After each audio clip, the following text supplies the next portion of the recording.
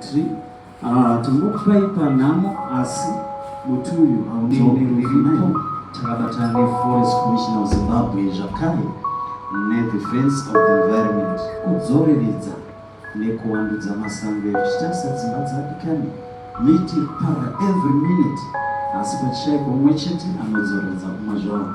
So sunukai kugamuchira mugosununguka kudya kumba kana kugadeni. Tinotenda panguva dzino tichawana mukana tose wekuona mbikano yedu tichisimuka kubva pano kuenda kwa Chikuku kwa Marange. Mafambiro atichaita tichatanga nevakamira kumashura ndo vachatanga kuuya vachiona vachiteerwa nevari panze ndikuona tine overflow ndo vachateera vachipedza vari panze totanga zvakare vari mukati tarimo vachada munhu 1 vanogarisana naye anoziva mafambiro ose atichaita uye kuri kuendwa kana wapaine dzimwe muti